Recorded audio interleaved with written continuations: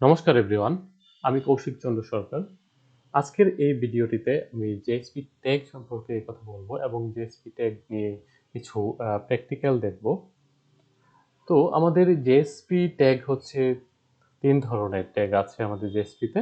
একটা হচ্ছে স্ক্রিপ্টলেট tag, second হচ্ছে এক্সপ্রেশন ট্যাগ অ্যান্ড থার্ড হচ্ছে ডিক্লারেশন ট্যাগ।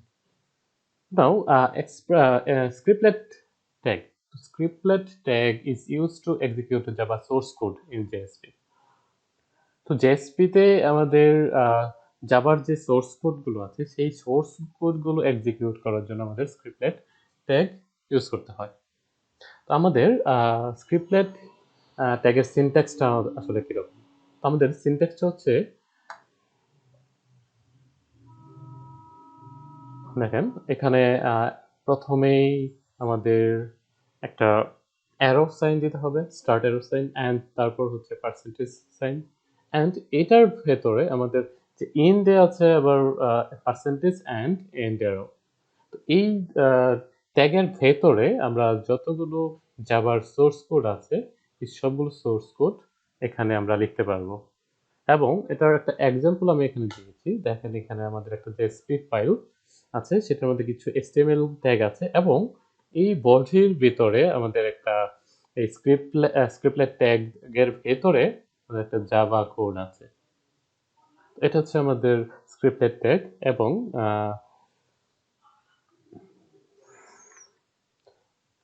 Expression tag. তো এক্সপ্রেশন ট্যাগটা আসলে আমাদের কি? Expression tag is mainly use to print the value of variable or method. এবং আমাদের এটা মেথড এবং ভেরিয়েবল ডিক্লিয়ারেশন করার জন্য ইউজ করা হয়। তো দেখেন এখানে আমি সিনট্যাক্স আছে, সিনট্যাক্সটা হচ্ছে এখানে আমাদের স্ক্রিপ্টলেট ট্যাগের মধ্যে দেখেন এখানে ইকুয়াল সাইনটা ছিল না, বাট এই এক্সপ্রেশন ট্যাগের মধ্যে আমাদের এই arrow sign, percentage and equal দিতে হবে এবং এন্ডে আমাদের percentage and arrow sign. Okay, এখানে দেখেন আমাদের একটা এক্সাম্পল দেওয়া আছে। তো দেখেন এই যে আমি একটা স্ক্রিপ্টেড ট্যাগের ভেতরে আমি কিন্তু একটা ভেরিয়েবল ডিক্লেয়ার করেছি, একটা স্ট্রিং ভেরিয়েবল ডিক্লেয়ার করেছি। তো এই ভেরিয়েবলটা আমরা যদি এই যে দেখেন এইচ ওয়ান ট্যাগের ভেতরে আমরা এখানে জেএসপির এক্সপ্রেশন ট্যাগটা দিয়েছি। তো জেএসপির এক্সপ্রেশন ট্যাগের ভেতরে জাস্ট আমি ভেরিয়েবলটাকে কল করেছি, দ্যাটস ওয়াই আমাদের এই ভেরিয়েবলটা আমাদের প্রিন্ট করবে। এটা হচ্ছে আমাদের এক্সপ্রেশন ট্যাগ। এবং আমাদের থার্ড আছে ডিক্লারেশন ট্যাগ। তো ডিক্লারেশন ট্যাগটা হচ্ছে আমাদের ফিল্ড অ্যান্ড মেথড ডিক্লেয়ার করার জন্য। দেখেন এখানে কিন্তু ডিক্লেয়ার করার জন্য যে সিনট্যাক্সটা সেটা হচ্ছে আমাদের একটা এক্সক্লামেশন সাইন এখানে দিতে হবে। আমাদের এক্সপ্রেশন ট্যাগের ভেতরে কিন্তু আমরা ইকুয়াল দিচ্ছিলাম এবং ডিক্লারেশন ট্যাগের মধ্যে কিন্তু আমাদের এখানে এক্সক্লামেশন সাইন দিতে হবে। তো জাস্ট সেম, জাস্ট এখানে এক্সক্লামেশন সাইন এবং এখানে একটা এক্সাম্পল দেওয়া আছে। এখানে আমি একটা ডিক্লারেশন ট্যাগ ইউজ করেছি এবং এখানে এন্ড অফ ডিক্লারেশন ট্যাগ, এটার ভেতরে আমি একটা মেথড ডিক্লেয়ার করেছি এবং সাম নামের একটা মেথড ডিক্লেয়ার করেছি এবং আমি এইখানে এক্সপ্রেশন ট্যাগের ভেতরে আমি ওই সাম মেথডটাকে কল করেছি। তো আমাদের এক্সপ্রেশন মেথডটা এক্সপ্রেশন সরি ডিক্লারেশন ট্যাগটা কিন্তু এইভাবে আমাদের লিখতে হবে। ওকে, এখন আমাদের যে ডিক্লারেশন ট্যাগ এবং স্ক্রিপ্টেড ট্যাগের ভেতরের মেইন পার্থক্যটা কি? তো এই জেএসপির স্ক্রিপ্টলেট ট্যাগের ভেতরে আমরা কিন্তু মেথড ডিক্লেয়ার করতে পারবো না। এখানে বলা আছে যে that JSP scriptlet tag can only declare variable, not method, but আমাদের জেএসপি ডিক্লারেশন ট্যাগের ভেতরে কিন্তু আমরা মেথড, এই ভেরিয়েবলের পাশাপাশি মেথডও ডিক্লেয়ার করতে পারি। এবং আমাদের জেএসপি স্ক্রিপ্টলেট ট্যাগটা আমাদের যখন জেএসপি লাইফ সাইকেল লিখেছিলাম তখন কিন্তু একটা জেএসপি সার্ভিস নামের একটা মেথড আমরা দেখেছি। এই সার্ভিস মেথডে কিন্তু এই স্ক্রিপ্টলেট ট্যাগটা কল হয়, এক্সিকিউট হয় এবং আমাদের ডিক্লারেশন ট্যাগটা কিন্তু এই সার্ভিসের বাইরে আমাদের কল হবে এই ডিক্লারেশন ট্যাগটা। তো আমরা এখন চলে যাই প্র্যাকটিক্যালে। তো আমরা দেখব যে কিভাবে এই ট্যাগগুলি ইউজ করতে হয়। আমরা যে গত টিউটোরিয়ালে ম্যাভেন প্রজেক্ট ক্রিয়েট করেছিলাম জেএসপির জন্য। তো এই ইন্ডেক্স ডট জেএসপি ফাইলের ভেতরে আমি এখানে দেখেন একটা ওকে। তো এখন আমি এট ফার্স্ট আমি স্ক্রিপ্টলেট ট্যাগ ইউজ করব।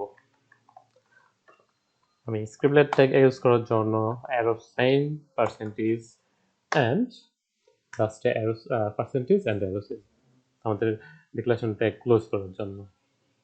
ওকে, তো এর ভেতরে আমি যদি ভেরিয়েবল ডিক্লেয়ার করি, এখানে কিন্তু আমরা ফাংশন ছাড়া আমরা দেখলাম যে মাত্র ফাংশন ছাড়া কিন্তু আমরা বাকি সব কাজ এই জায়গায় করতে পারবো।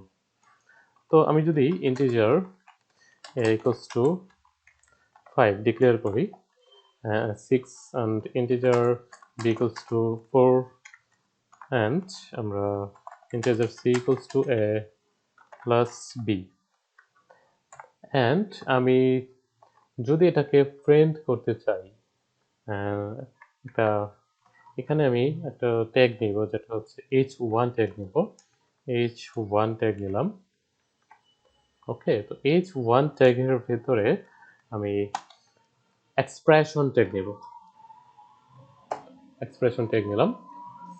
তো ওকে, এটাকে একটু সিম্পলিফাইড করে নিচ্ছি বুঝার সুবিধার্থে। ওকে, এই এখানে আমি বলে দিব যে সাম অফ আচ্ছা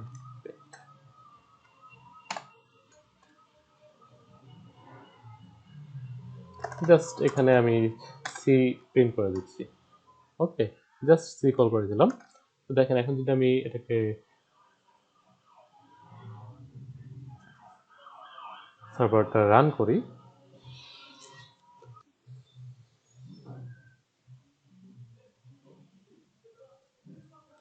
রাইট,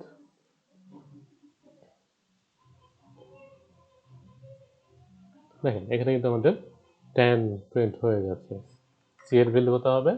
10 হবে। তো এখানে কিন্তু আমাদের 10 প্রিন্ট হয়েছে। আমি কিন্তু এটা জুম করে দিয়েছি, একটু বড় করে দিয়েছি দেখার জন্য সুবিধার্থে। ওকে, তো দেখেন এখন আমরা যদি এই স্ক্রিপ্টলেট ট্যাগের ভেতরে আমরা একটা ফাংশন কল করতে, একটা ফাংশন ক্রিয়েট করতে যাই, ইন্টিজার সাম নামের একটা ফাংশন ক্রিয়েট করতে যাচ্ছি। Integer a and integer b সাম নামের ফাংশনটা কল করলাম এবং এখানে আমি c equals to a plus b এটা কল করলাম। তো আমরা এই জায়গার মধ্যে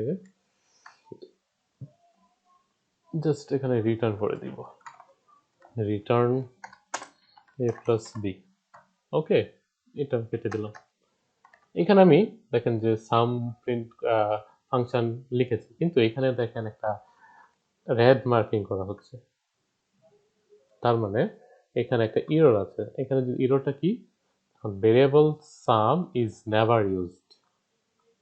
ওকে, তো এটা হচ্ছে যদি আমি এইখানে ডিক্লারেশন সাইন ইউজ করি, তো ডিক্লারেশন সাইন ইউজ করতে আমাদের কি লাগে?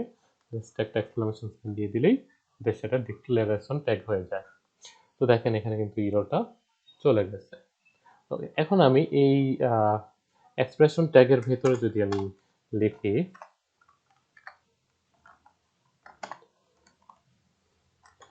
সাম অফ 5, 6 and 4 is equal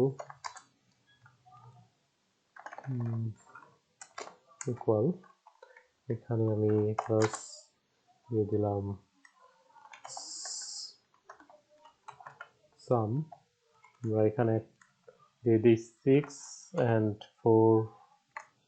তো দেখেন আমরা যদি ওকে, এখানে আরেকটা বিষয় হচ্ছে যদি আমরা এখানে বারবার রিস্টার্ট করাটা আমাদের জন্য একটু ঝামেলা হয়। এই কারণে আমরা বলেছিলাম যে জেএসপি কিন্তু রিকম্পাইল করতে হয় না, বারে বারে রিকম্পাইল কিন্তু করতে হয় না। আমাদের সার্ভলেটের মধ্যে যেমন বারবার এই যে রিডিপ্লয় করতে হয়, রিকম্পাইল করতে হয়, এই ঝামেলাটা কিন্তু আর এই জেএসপির মধ্যে থাকে না। তো এটার জন্য আমরা জাস্ট একটু কাজ করব, সেটা হচ্ছে এই জায়গায় আমরা কনফিগারেশনে গিয়ে এই টমক্যাট কনফিগারেশনের ভেতরে এই যে দেখেন অন আপডেট অ্যাকশন নামের একটা অপশন আছে, সেখানে গিয়ে আপডেট ক্লাস এন্ড রিসোর্স দিয়ে দিব এবং অন ফ্রেম ডিটেকশন এই জায়গায় আমরা জাস্ট আপডেট রিসোর্স দিয়ে দিব, অ্যাপ্লাই, ওকে। এখন কিন্তু আমাদের আর বারবার ইয়ে করতে হবে। তো দেখেন এখন যদি আমরা এটাকে রিফ্রেশ করি, জাস্ট রিফ্রেশ করলাম, দেখুন আমাদের কাঙ্ক্ষিত রেজাল্ট আমাদের চলে আসলো। তো এখানে কিন্তু আমরা ডিপ্লয় করে নাই, রিডিপ্লয় কিংবা রিকম্পাইলেশন করি নাই, জাস্ট আমরা জাস্ট কোডটাকে চেঞ্জ করেছি একটু, তো আমাদের অলরেডি পেয়ে গেছে। বাট আমাদের সাবনেটের ক্ষেত্রে কিন্তু এটা হতো না, আমাদের বারবার ডিপ্লয় করতে হতো। এটাই হচ্ছে আমাদের সার্ভলেটের অর্থাৎ জেএসপির একটা সুবিধা। তো এখানে কিন্তু আমি স্ক্রিপ্টলেট ট্যাগ, তারপর হচ্ছে expression tag and declaration tag সবগুলোই কভার করেছি।